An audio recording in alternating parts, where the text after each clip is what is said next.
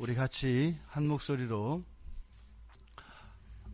45절부터 56절까지 우리 같이 읽겠습니다. 예수께서 즉시 제자들을 재촉하사 자기가 무리를 보내는 동안에 배 타고 앞서 건너편 벳세다로 가게 하시고 무리를 작별하신 후에 기도하러 산으로 가시니라. 저물매 배는 바다 가운데 있고 예수께서는 홀로 무태 계시다가 바람이 거스름으로 제자들이 힘겹게 노젓는 것을 보시고 밤 4경쯤에 바다 위로 걸어서 그들에게 오사 지나가려고 하시매 제자들이 그가 바다 위로 걸어오심을 보고 유령인가 하여 소리 지르니 그들이 다 예수를 보고 놀람이라. 이에 예수께서 곧 그들에게 말씀하여 이르시되 안심하라 내니 두려워하지 말라 하시고 배에 올라 그들에게 가시니 바람이 그치는지라. 제자들이 마음에 심히 놀라니 이는 그들이 그 떡 떼시던 일을 깨닫지 못하고 도리어 그 마음이 둔하여졌음이로라. 건너가 게네사렛 땅에 이르러 대고 배에서 내리니 사람들이 곧 예수신 줄을 알고 그 온 지방으로 달려 돌아다니며 예수께서 어디 계시다는 말을 듣는 대로 병든 자를 침상째로 메고 나오니 아무데나 예수께서 들어가시는 지방이나 도시나 마을에서 병자를 시장에 두고 예수께 그의 옷가에라도 손을 대게 하시기를 간구하시니 손을 대는 자는 다 성함을 얻으니라. 아멘. 잠시 기도하겠습니다.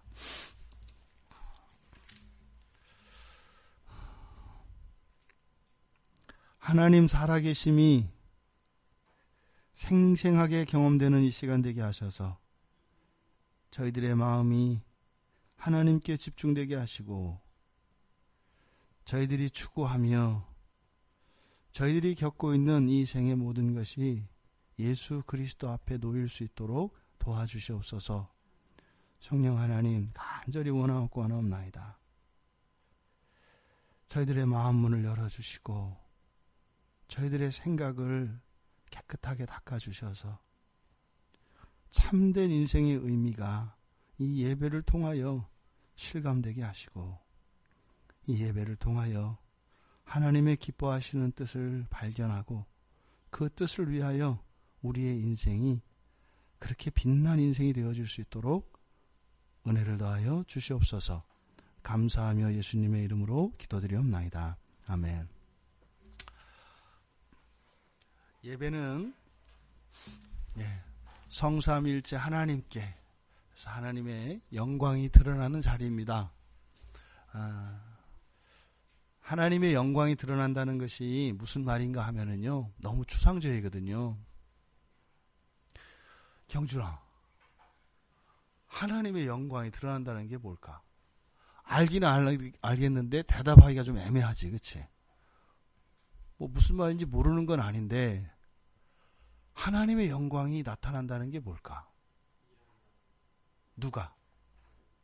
야, 이건 뭐 대단한 거죠. 하나님이 계신 걸 믿지도 않는 세상인데 하나님이 일한다는 거예요. 살아계시는 거죠. 살아계시는 거죠, 하나님이. 그러니까 예배 시간이 어떻게 된다는 거예요? 하나님의 일하심이, 하나님의 살아계심이 나타난다는 거예요. 그러면 하나님이 일하시는 것은 어떤 일을 하실까요? 여러분들이 기뻐하는 거, 여러분들이 원하는 거, 여러분들에게 가장 유익이 되는 거, 심지어는 우리 자녀들에게 제일 재밌는 거. 우리 진수는 뭐가 제일 재밌어? 게임? 그건 진수 엄마죠? 누구예요? 엄마 뒤에 있는 분이시군요. 우리 진수는 뭐가 제일 재밌어? 제일, 저도 알고 있어요. 우리 진수가 티볼을 제일 재밌어 하는 거. 근데 하나님의 영광이 나타나는 것은 우리 진수가 티볼보다 예배가 더 재밌어지는 거예요. 그 말이 믿어져요? 진수야? 비교할 걸 비교해야지. 어떻게 하필이면 예배하고 티볼하고 이거 정반대인 것 같은데 이걸 비교하냐 말이지. 믿어져요? 그럴 수 있을 것 같아? 그냥 진수 생각에. 아니야. 이게 솔직한 말이죠. 그런데 성경은 그렇다고 이야기를 하는 거예요.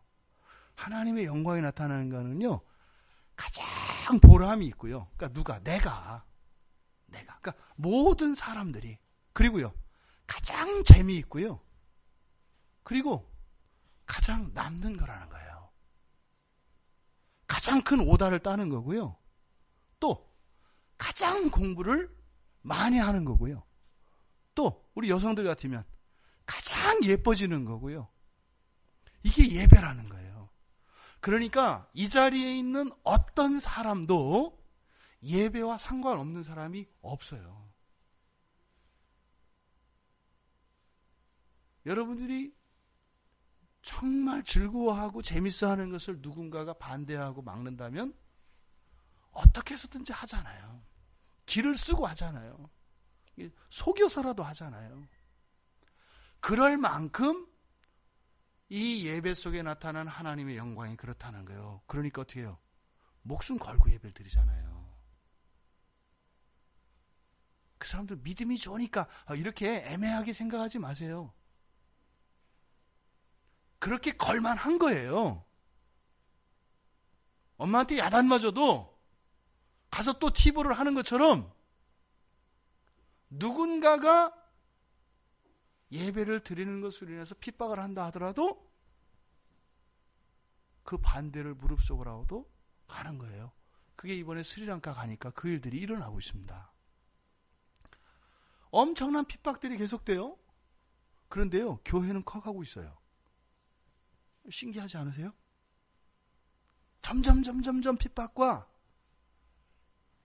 예수를 믿으면 생기는 불편과 어려움이 더 많이 생겨지는데요. 아니, 교회가 20명, 30명이었던 교회가요, 200명, 300명이 돼요. 그분들은 우리가 가니까 무슨 한국 교회가 엄청 커서 제가 엄청 큰 교회 목사인 줄 알아요. 또 같이 갔던 그 교회 목사님도 별로 안 커요. 비슷해요, 우리랑. 그분들 놓고 이제 목회자 세미나 하니까 이분들이 한국 교회는 한국은 있잖아요. 교회에 한국 국민들이 다 몰려드는 줄 알아요. 거기 가면은 우리 어린이들이요, 성경을 박식하게 알고요, 다 이러는 줄 알아요. 여러분들이 이러고 있는 것 절대 몰라요. 그런데 일어나는 거예요. 왜 그럴까요? 심지어 그분들은요, 아직 예수 안 믿는 사람들이에요.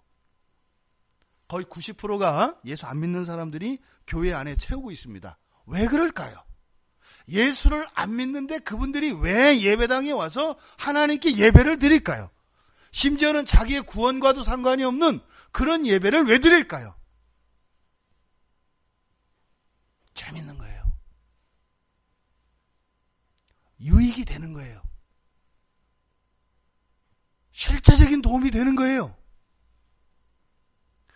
예수를 믿는 우리들에게는요, 그것을 능가하는 그런 것들을 가벼이 여길 수 있는 그런 예배자들이 다 되기를 바랍니다. 여러분들이 지금 이 시간 하나님께 이 시간만큼이라도 하나님께 관심이 없고 이 설교에 관심이 없다면 여러분의 영혼은 심각한 병에 들어있는 거예요. 죽어가고 있는 거예요. 꺼져가는 심지처럼 죽어가고 있는 거예요. 나는 원래 그래.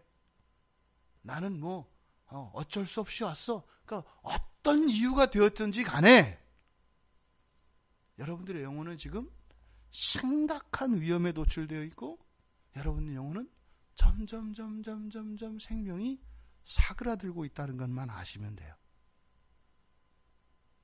재밌는 거 하면요, 아니 노는 시간이 되면 그렇게 졸립던 수업 시간이 끝나고 노는 시간이 되면 정신이 초롱초롱해지잖아요. 학교에서. 그런 거예요. 그러니까 올 때까지는 졸립다가 예배가 시작되면 어떻게 되는 거예요? 정신이 번쩍 나는 거예요. 예배 끝나고 나면 또 졸린 거예요.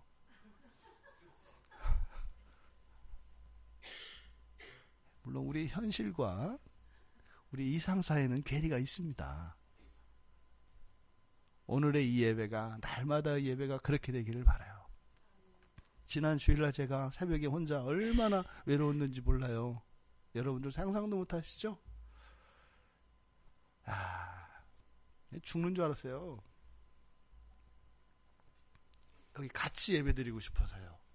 같이 예배드리고 싶어서요. 그러니까 오늘 예배 못 나오신 분들 있잖아요. 동일하게 전 느낄 거라고 봐요. 동일하게. 그분들을 위하여 기도해 주시기 바랍니다. 동일하게 느낀다는 것은 그분들이 지금 그렇다는 게 아니라 모를 수 있어요. 하지만 그들의 영혼은요, 거듭난 영혼이라면은요, 그런 거예요. 이렇게 생살이 찢겨 있는 것처럼 그 예배의 자리에 있지 못해서 그 영혼은요, 신음을 하고 있어요. 근데 마음이 어두움으로 가려지면은요, 괜찮다고 해요. 괜찮다고. 그러니 사랑하는 지체들이 그 예배에서 떨어져 나가 있음으로 해서 그 영혼이 겪는 그 아픔을 아는 자들로 그런 지체들을 위하여 기도하며 우리가 평생 동안 같이 이렇게 주일 예배를 몇 번이나 드리겠어요. 막연히 오래될 것이다. 그렇지 않아요. 주일은 1년에 52번 있습니다. 10년이라 봐요. 520번이에요. 이 안에 30년 후면 안 보일 분들이 천국으로 발령 가실 분들이 꽤 있어요. 이 안에. 많지 않아요. 한 번 한 번의 예배가 여러분들에게 큰 의미가 되고 기쁨이 되고 만족이 되고 유익이 되시기를 바랍니다. 지금 우리가 읽은 본문이 제가 드린 말씀과 상관이 있어요. 설교의 제목이 뭔가요? 이거를 오늘날 우리들로 바꾸면 어떻게 되겠어요? 여전히 자더라, 이런 거예요. 여전히 졸더라, 여전히 딴 생각하더라, 여전히 예배를 지루해 하더라. 똑같은 얘기예요.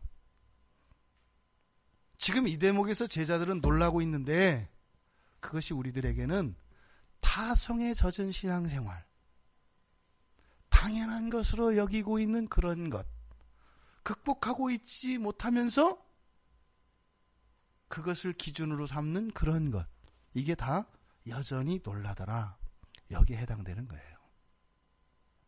이 제자들에 대한 이 말씀은 우리들 각자에게 주시는 교훈이 그 적용점에 있어서는 다를 것입니다. 하지만 오늘 말씀을 통해서 우리들의 신앙의 한 걸음 일부 진전이 일어나기를 바랍니다. 지금 이 바로 앞에 사건은 어떤 사건이 있었지요? 바로 오병이어의 기적을 일으킨 사건이 있었습니다. 그런데 지금 여기에 보면은 45절에 그 일이 일어나자마자 제자들을 재촉했다 그래요. 지금 여기에 보면은 오병이어 생각을 해보세요. 여러분, 우리가 어떤 이렇게 잔치를 열었다 그래요. 교회에서. 그래서 수많은 사람들이 교회에 모인 거예요. 그래서 그분들에게 선물도 나눠주고 유익도 줬단 말이에요. 근데 딱 하고 났는데 이제 다 끝났어요, 잔치가. 그런데 빨리 제자들을 왜 재촉해서 보냈을까? 근데 본문에 보면은 무리들이 아직 파하지 않았거든요. 근데 제자들을 빨리 재촉해서 보냈다고 이야기를 해요. 지금 여기에는 잘 안 나타나 있습니다만 요한에 의하면 이때 당시에 사람들에게 하나의 움직임이 있었습니다. 뭐냐면은요, 기적을 봤잖아요. 아니, 떡 5개하고 물고기 2마리 가지고 2만 명은 좋게 되었을 사람들을 좋게 먹이고 남았잖아요. 그분을 왕으로 삼으면 어떻게 되겠어요? 일 안 해도 먹고 살잖아요. 안 그래요? 사람들은 이렇게 계산이 빨라요. 야, 저분을 왕으로 삼으면 우리 일 안 해도 되겠네. 왜요? 맨날 갖다 먹으면 되잖아요. 그래서 요한에 의하면 사람들이 예수님을 왕으로 세우려고 하는 움직임이 막 일어납니다. 또 이제 막 위원회 세우고 추대위원장 이제 막 하는 거예요.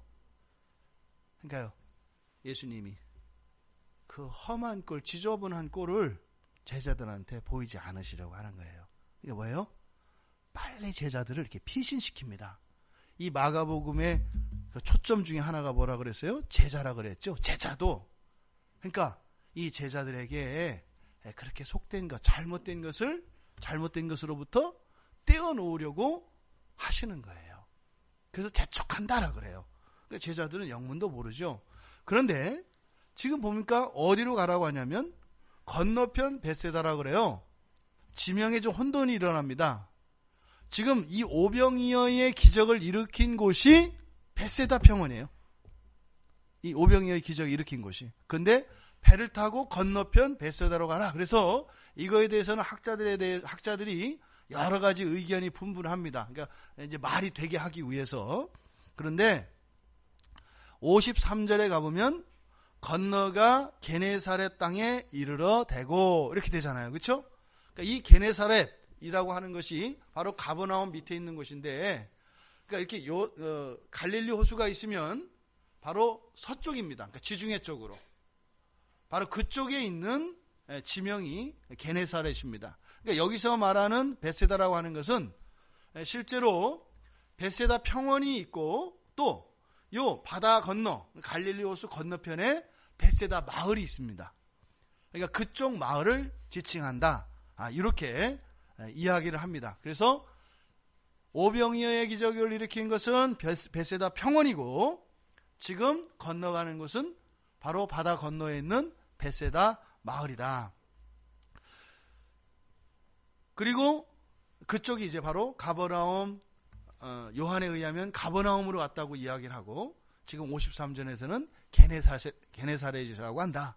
그러니까 바로 지금 이 바다를 갈릴리 호수를 중심으로 해서 동편에서 오병이어의 기적이 일어났고 그리고 이제 서편으로 제자들을 옮기시는 장면이다. 오늘 본문에서 우리가 몇 가지를 살펴보기를 원합니다. 먼저 이 제자들을 재촉해서 보내신 목적은 말씀을 드렸고, 그리고 난 다음에 46절에 보니까 무리를 작별하신 후에, 그러니까 45절 중반에 재촉해서 제자들을 보냈죠. 그 다음에 어떻게 하세요? 무리를 보내지요.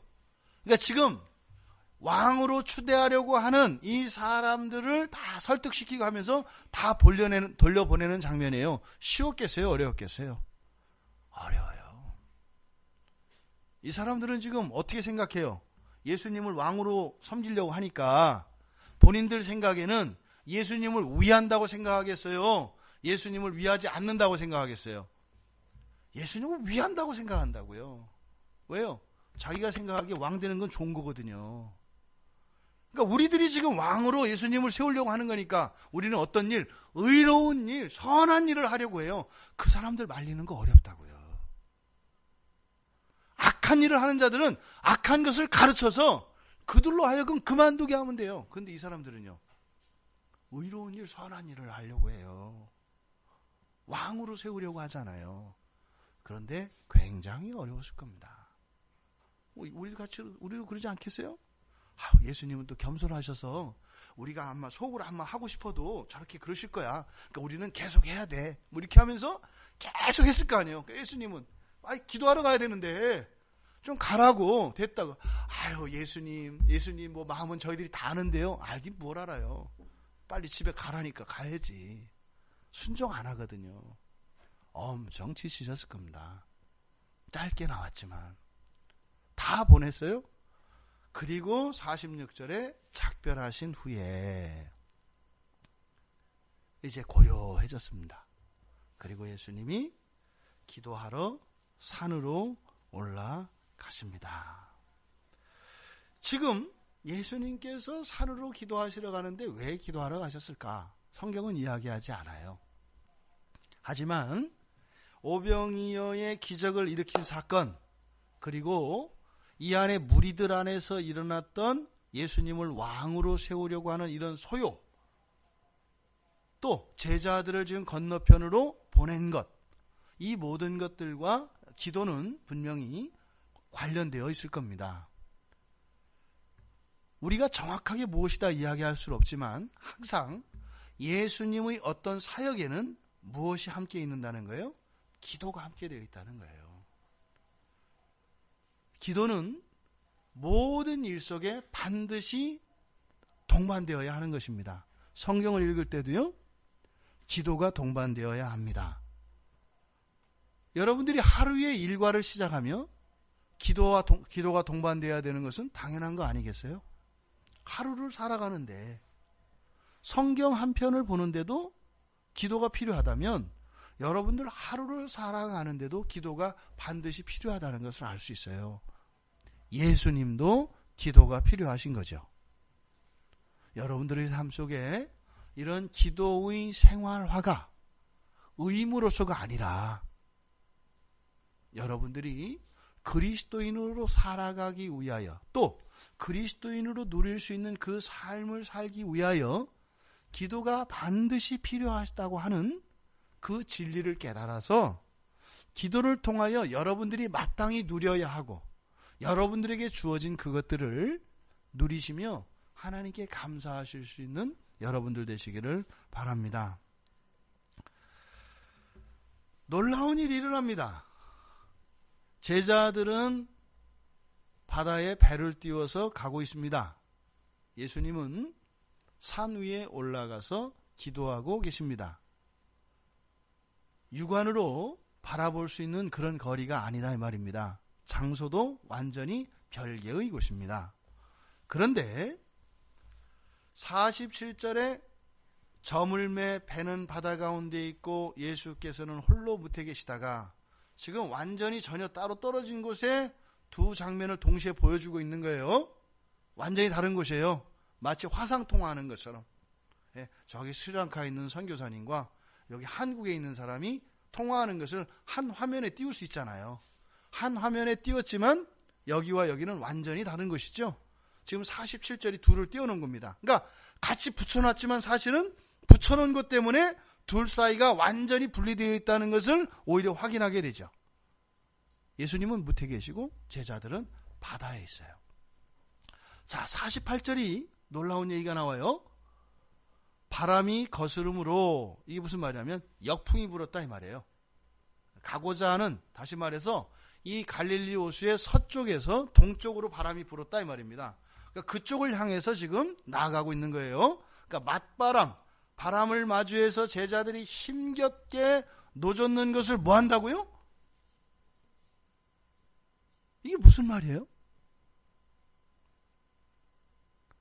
예수님은 산 위에서 기도하고 계세요. 제자들은요? 배에 있다니까요. 그때 위성으로 구글 지도 켜가지고 실황 중계로 봤을까요? 여러분들이 하나님 주님이 여러분 마음을 본다는 것을 믿지 않아요.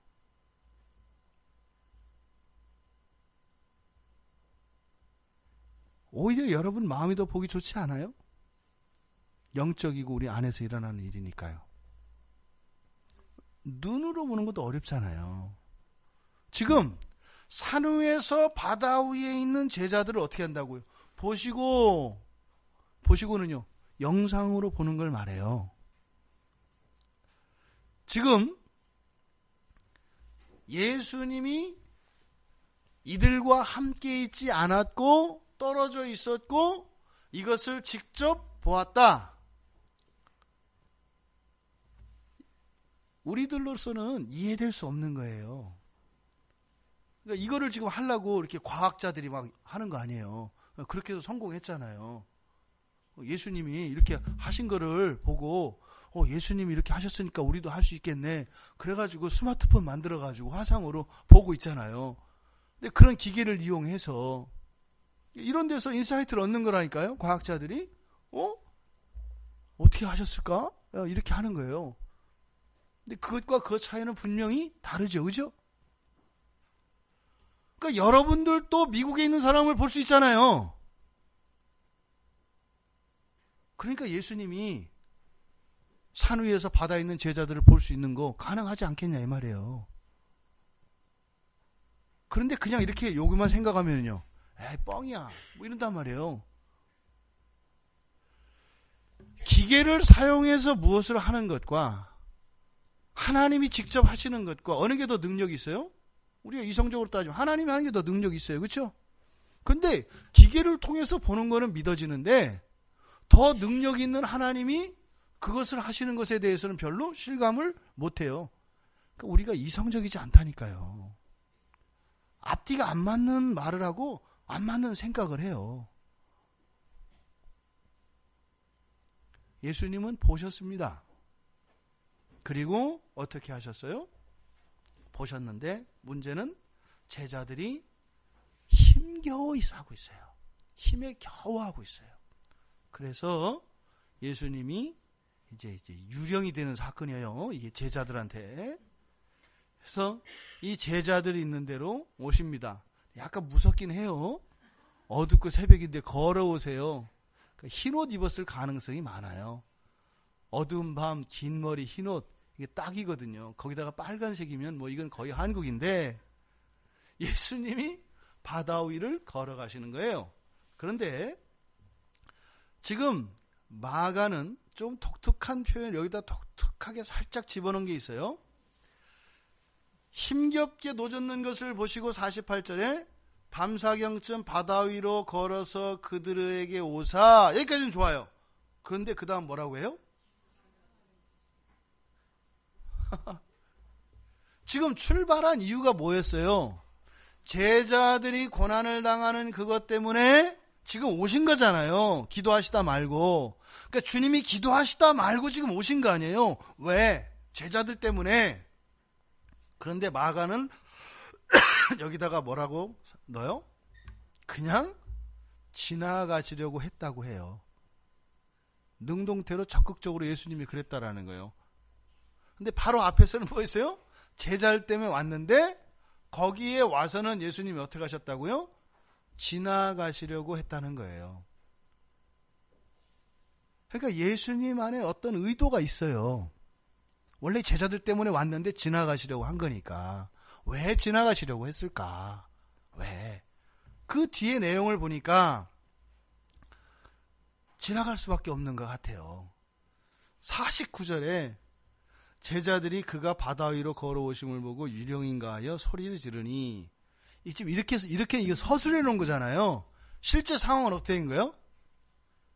으악! 한 거예요. 그럼 뭐라고요? 귀신이다! 하려고 제자들이. 그러니까 지금까지 그 노젓느라고 힘들어서 죽겠던 제자들이 도와주려고 예수님이 오니까 노도 놔버리고 어떻게 하는 거예요? 엄마 귀신이다 하고 막 으악 한 거라고요. 애들이 너무 놀래서 주님이 갈 수가 없어요. 애들이 놀래서. 생각해 보세요. 여러분 자녀들이 뭐 이렇게 다 어려워서 여러분들은 산 위에서는 못 보고 아파트 위에서 이렇게 내려다 보다가 가서 봤더니 반가워하거나 이렇게 도와달라고 하는 게 아니라 그 어려워하던 그 현장보다 날 보고 더 어려워하면 내가 왜 왔나 이런 생각이 든다 이 말이에요. 그래서 마가가 오죽하면 다 그냥 지나가려고 그런 거야. 니들 도와주려고 온 거 아닌 거야.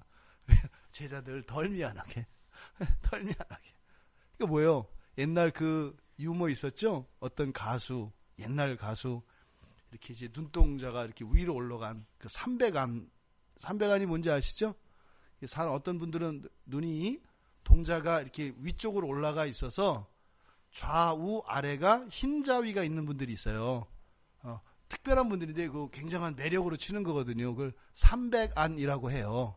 눈동자가 세 면이 하얀 분들. 그런 눈을 가진 가수가 있었어요, 옛날에. 하여튼 있었어요. 그래가지고 무슨 얘기를 하다가 막 이 가수가 놀래가지고 막 엄마 하고 놀랬대요. 그랬더니 다른 분이 네 눈이 더 무섭다.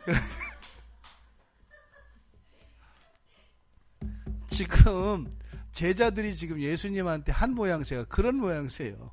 어려운데 예수님 때문에 더 무서워졌어요. 지금 이런 상황이다 이 말이에요. 이게 누구가 이래요?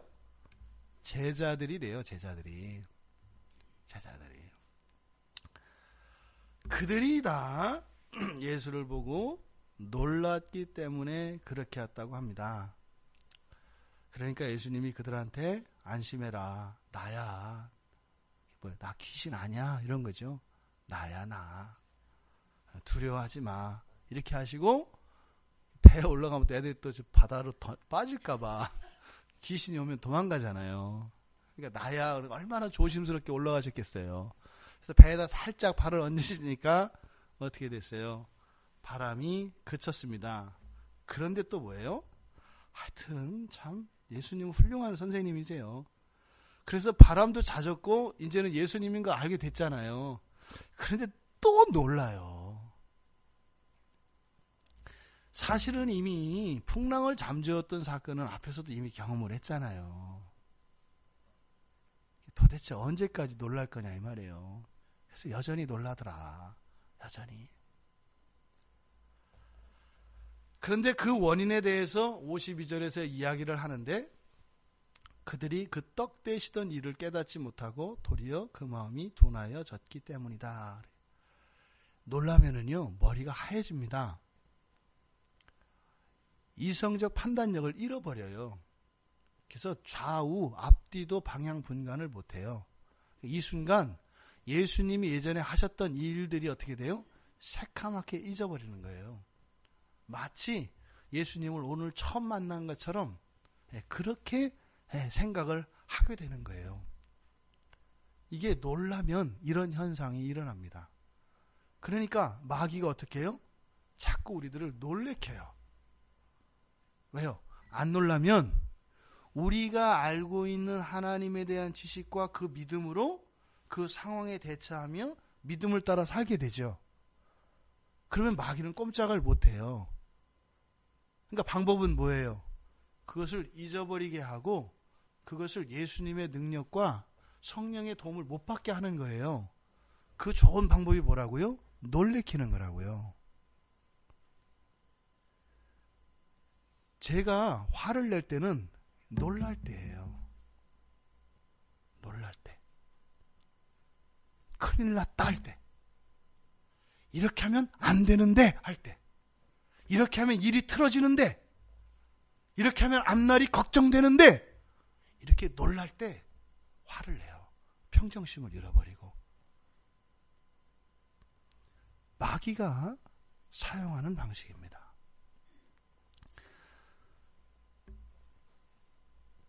그 일을 지난 일을 깨닫지 못하고 마음이 둔하여졌다. 여기서 이렇게 마음이 둔하여졌다라고 하는 것은 이 둔하여지다 라고 하는 이 동사가 돌멩이라고 하는 단어에서 만들어진 거예요. 그래서 돌처럼 어떻게 굳게 되어진다 이런 뜻이에요. 돌처럼 굳어진 것, 이것을 둔하다 그래요. 여러분 요 살갗 위에다가 돌멩이 하나를 올려놓고 돌멩이를 긁으면 어떻게 될까요? 느껴질까요? 안 느껴질까요? 그걸 말하는 거예요. 마음이 둔하였다는 것은 마치 마음 위에다가 돌멩이 하나를 딱 깔고 있는 상태. 거기다가 이 돌멩이를 손톱으로 긁어보면 마음에 전혀 느낌이 안 오잖아요. 이런 걸 말하는 거예요. 그러니까 마음은, 성경에서 마음은 영적 전쟁이 일어나는 자리입니다. 그래서 이 마음에 돌 같은 어둠이 싹 깔려버리면 전혀 들어오지 않아요. 혹시 여러분 중에 지금 제 설교가 아무도 안 들리는 거 무슨 얘기인지 모르겠는 분 있잖아요.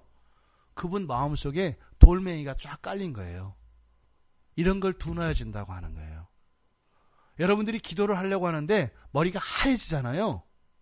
기도 제목이 없는 게 아니라 여러분 마음이 둔하여져서 돌판이 마음에 쫙 깔리는 거예요.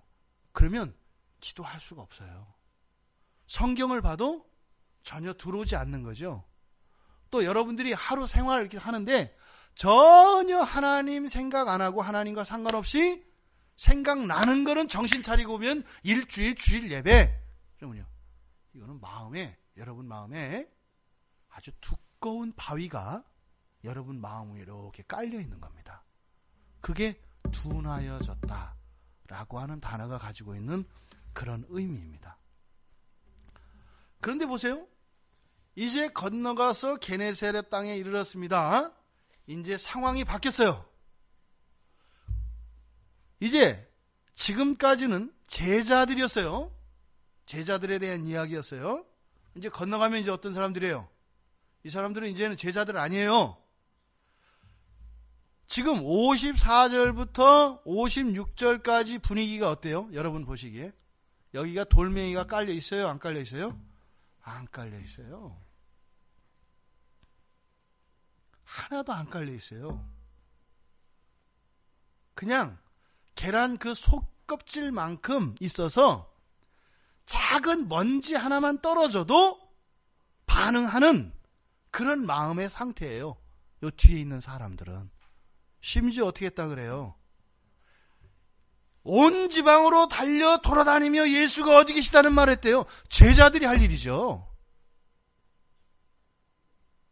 제자들이 할 일을 하고 있어요. 지금 볼까요? 지금 두 가지 전혀 상반되는 사건이 동시에 일어나고 있어요. 구원의 문제를 가지고 봅시다.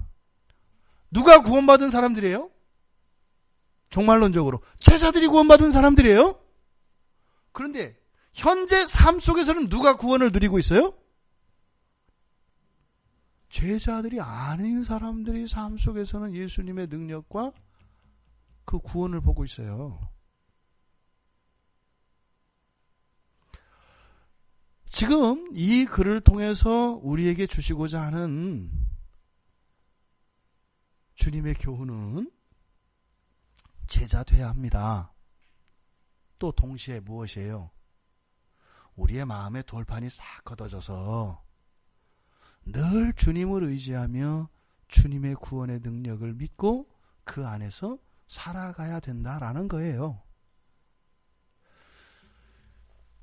예수님이 물 위를 걸어간 사건,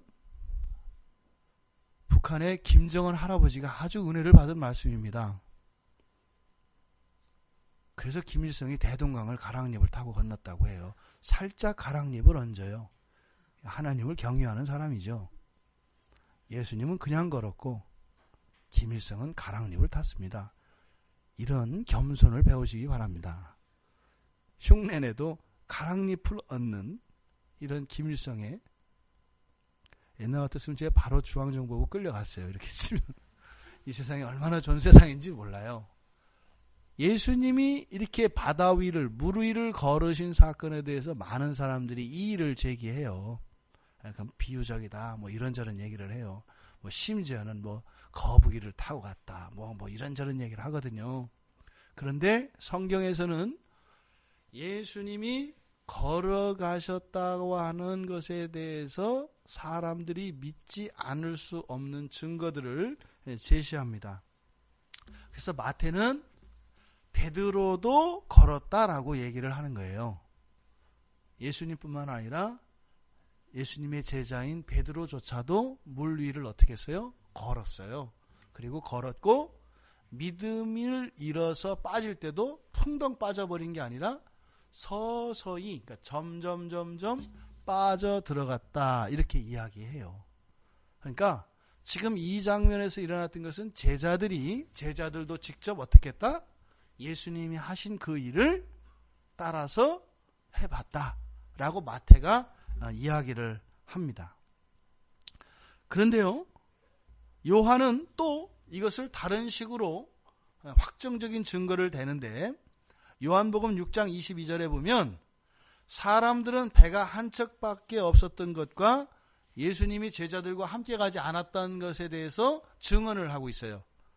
그러니까 오병이어의 기적을 일으킬 당시에 배가 몇 척밖에 없다고요? 한 척밖에 없어요. 하루 사이에 배를 못 만들어요. 그리고 무리들이 먼저 간 것이 아니라 제자들이 먼저 갔죠. 그러니까 제자들이 배 타고 떠나는 것을 무리들이 봤어요. 그리고 무리들을 해쳤단 말이에요. 한참 걸렸어요, 시간. 그러니까 뭐 사람들 보내고 제자들이 와서 이거를 예수님이 물 위로 걸었다고 하는 것을 이렇게 사기치기 위해서 몰래 밤에 와서 예수님을 싣고 간 게 아니다, 이 말이에요. 그리고 그 다음날 사람들이 건너가서 예수님이 그 건너편 가버나움에 계셨다라고 6장 24절에서 이야기합니다. 그러니까 배는 없었고 또 예수님은 육로가 아니라 바다로 어찌하였든 건너갔다 라고 하는 것을 마태와 요한이 그 증언을 하고 있습니다. 예수님이 이렇게 물 위를 걸으신 사건, 이것이 우리 성경 안에서는 어떤 의미가 있을까요? 여러분들은 예수님이 물 위를 걸으신 사건이 여러분들은 성경에 있는 많은 내용들 가운데 무엇을 떠올리게 하고 어떤 의미가 있으세요? 예수님이 물 위를 걸어가신 것이. 예수님은 누구시죠? 참 하나님이시며 참 사람이시잖아요. 그렇죠? 사람이신 동시에 또한 하나님이시죠. 창세기 1장 2절에 한번 누가 읽어보실래요? 창세기 1장 2절.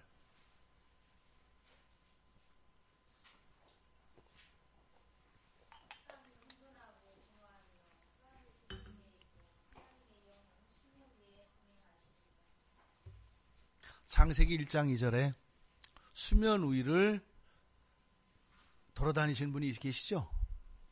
누구세요? 성령 하나님이시죠?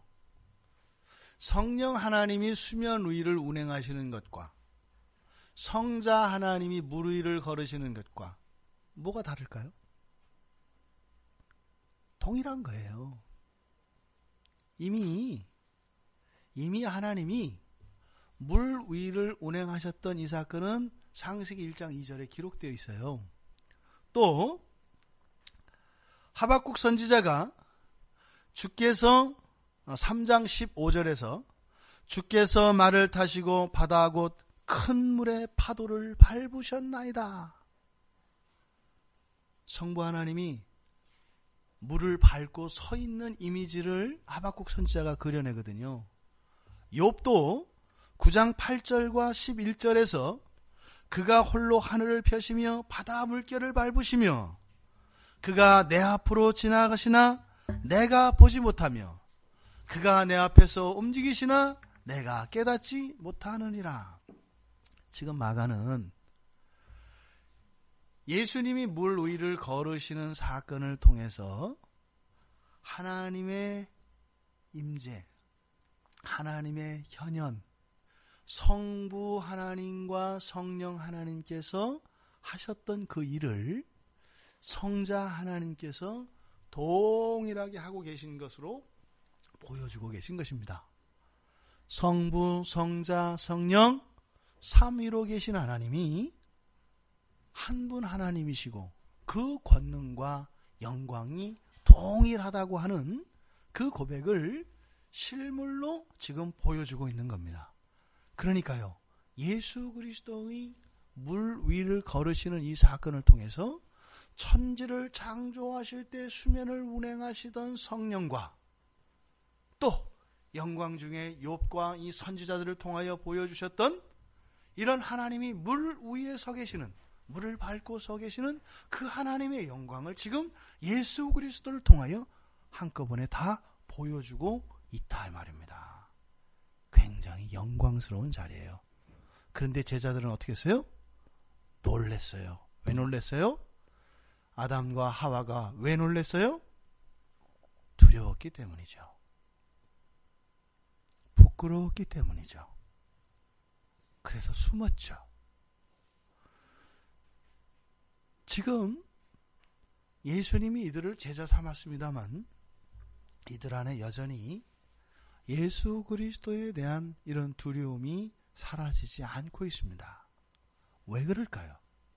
이런 일이 왜 일어날까요? 전적으로 주께 의지하고 나의 구원과 나의 나됨이 하나님의 전적인 은혜라고 하는 데까지 이르지 않았기 때문입니다. 두려워 떠는 제자들, 하지만 믿음으로 반응하며 나오는 사람들. 마가복음 4장 40절에서도 주님이 말씀을 하셨어요. 어찌하여 이렇게 무서워하느냐? 너희가 어찌 믿음이 없느냐? 주님을 무서워하다, 두려워하다, 이게 뭐라고요? 경외라 그랬어요. 구약에서 사용되어지는 경외라고 하는 단어가 무서워하다, 두려워하다라고 하는 단어입니다.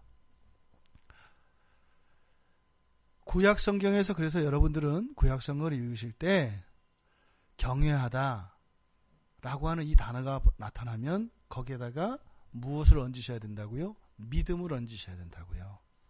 구약 성경을 보시는 요령이에요. 여러분들이 구약 성경을 보실 때는 경외하라 라고 하는 말이 나오면 거기에다 예수 그리스도를 믿어라 라고 하는 말을 붙여서 읽어야 구약 성경을 바로 볼 수 있다 이 말이에요. 여러분들이 예수를 믿어도 구약 성경을 읽는 그대로 예수 그리스도 없이 그것을 보면은요 눌려요. 그러면 똑같이 유대인들과 같이 구약을 보게 된다 이 말이에요. 지금 이 제자들에게서 바로 예수 그리스도를 통하여 주시는 이 복음의 은혜가 아직 임하지 않았어요. 못 받아들이고 있어요. 이거는 제자들이 부족해서가 아니에요. 제자들 스스로 모자라다고 생각하는 이 의식, 이게 뭐예요? 부족한 게 아니라 오히려 넘치는 거예요. 주님은요, 있는 그대로 너라는 거예요. 있는 그대로. 이 제자들은 예수님과 떨어져 있어도 두려워하고 예수님이 나타나도 두려워하고 지금 예수님 나타나기 전에 뭐였어요? 저도 나가지 않는 바람 그 배 때문에 또 점점점 거세어지는 풍랑 때문에 빠져 죽을까봐 두려웠단 말이에요. 예수님이 잠깐만 자리를 비워도 이렇게 금세 두려움 속으로 들어가요. 그래서 두려워하고 있는 제자들을 위해서 도와주시려고 예수님이 나오니까 또 예수님이 계셔서 두려워해요. 그러니까 이 두려움의 이유는 주님이 함께 계시고 함께 계시지 않고의 문제가 아닌 거죠. 그래서 여기에서 그 원인이 뭐라 그랬어요?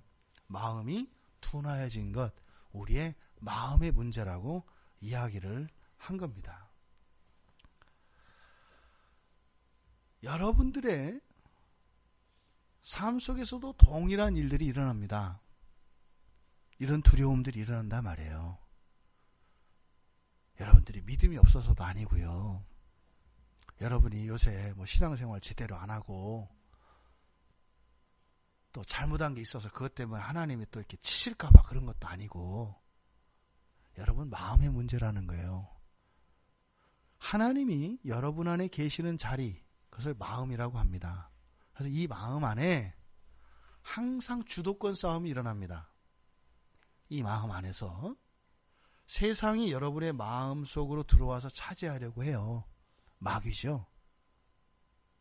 또 여러분 안에 성령이 또 그 안에 주도권을 차지하려고 합니다.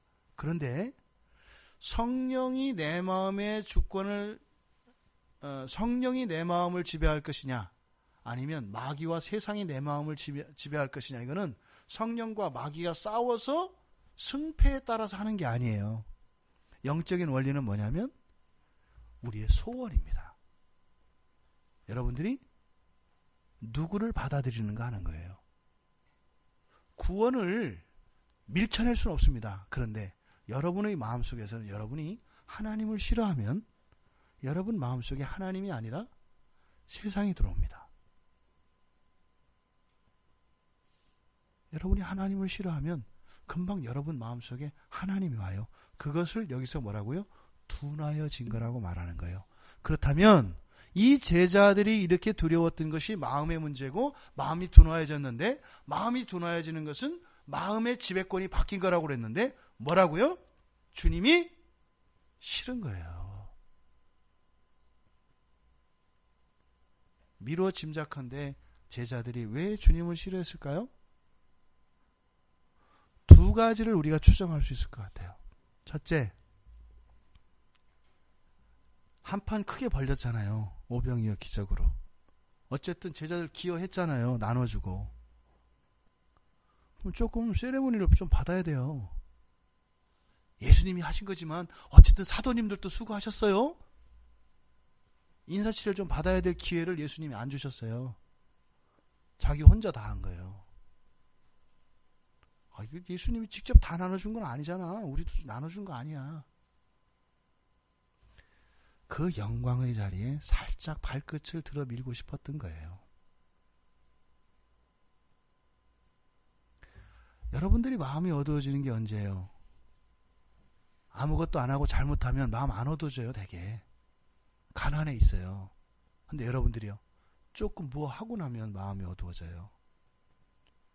주님이 재촉하여 보내시니까. 내가 잘난 척 하려고 하는 것도 아니고, 내가 자랑할 만 눈꼽만큼도 없지만, 그렇다고 내가 아주 안 한 건 아니지 않냐. 여기에서 마음이 어두워지는 거예요. 또 하나, 좋다 이거야. 뭐 주님이 하시니까 순종하겠다 이거야. 왔는데 일이 뜻대로 안 돼요. 그렇게 해서 그냥 순조롭게 순풍에 돛달고 그냥 건너갔으면 괜찮은데 일이 엉켜. 일이 내 뜻대로 안 풀려. 그러니까요, 마음이 확 어두워지는 거예요. 내 뜻대로 되지 않을 때 마음이 어두워지는 거예요. 환경이나 주님에게 이유가 있는 것이 아니라 여러분 마음의 이유가 있습니다. 여러분 지금 힘드세요?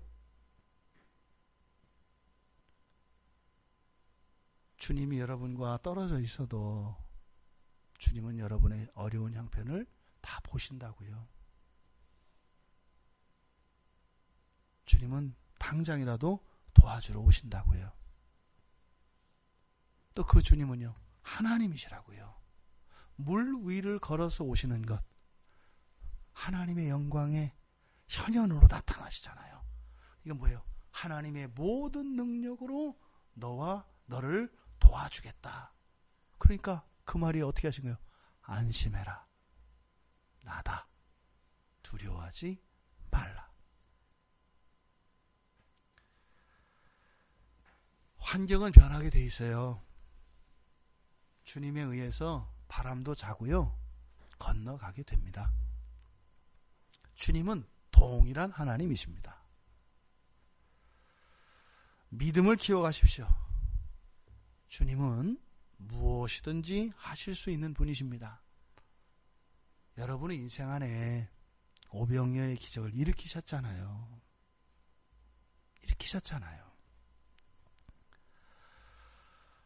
산 위에서 기도하실 때조차도 우리들에게 마음을 기울이고 계시잖아요. 지난주 최용석 교수님 설교에서 그거 나오잖아요. 그렇죠? 예, 따로 기도하시는데 같이 계셨다고. 똑같은 말씀이잖아요. 산에서 따로 기도하셨는데 제자들을 보고 계신 주님. 이 주님을 믿으시기 바랍니다. 이것이 여러분들이 빼앗겨지는 것은 뭐라고요? 여러분의 마음이 어두워지는 것인데 그것은 놀라고 두려워하는 마음에서 온다 이 말이에요. 그러면 여러분들이 어떤 삶을 살게 되냐면 나 하나를 위해서 살아가는 사람이 돼요. 평생을 돌아볼 수 없어요. 왜요? 내가 지금 죽게 됐는데 누굴 돌아보겠는가, 이렇게 살아갈 수밖에 없어요. 바로 뒤에서 나온 사람들은 어떻게 해요? 자기 일도 아닌데 사방팔방 다니며 예수가 어디 계신지 이야기하고 있잖아요. 이게 그리스도 예수께서 우리에게 주신 구원이고 복음의 능력입니다. 여러분의 삶 속에 이러한 부요함이 있기를 바랍니다. 두려움을 통해서 여러분의 마음을 어둡게 해서 그런 구원의 능력을 여러분들한테 빼앗아 가려고 하는, 그래서 여러분 삶 속에 있는 이 부요로움, 여러분이 여러분만을 위해서 살아가는 것이 아니라 그리스도 없이 고통당하며 신음하며 죽어가는 그 사람들을 살리는 이 거룩한 기쁨과 그 영광의 맛을 못 보게 하려고 하는 이런 마귀의 시험과 유혹으로부터 벗어나기 바랍니다. 성경이 여기서 끝나지 않죠. 이 제자들은 그렇게 됩니다. 하지만 우리들 가운데 이 여정 속에 있는 사람들이 있다면 이 제자들의 이 모습을 통해서 우리들의 바른 신앙을 회복하고 그리스도인으로서 그렇게 부요로운 삶을 살아가실 수 있는 여러분들 되시기를 바랍니다. 풍랑 속에서 두려워할 수 없습니다. 왜요? 주님이 안심하라고 하셨기 때문입니다. 바로 나다. 바로 나다. 내가 하나님이다. 이러지 않으세요. 바로 나다. 그러면서 어떻게 해요? 물 위로 걷는 모습을 보여주셨어요. 두려워하지 마시기 바랍니다. 견딜 수 없을 만큼 큰 어려움이라 할지라도 그것은 주님이 보고 계시고 주님이 사용하고 계시다는 것. 주님의 관심은 우리들의 믿음이 주님께 전적으로 그 주권이 맡겨지기를 원하신다는 것. 그리고 이 세상을 살아가는 최고의 목적이라는 것. 그 믿음을 따라 살아가시며 모든 두려움을 떨쳐내고 그래서 없는 것 같고 약한 것 같아도 오히려 주변들을 돌아볼 수 있는 그런 여유로움을, 그런 부여로움으로 살아가실 수 있는 여러분들 되시기를 주님의 이름으로 축원드립니다.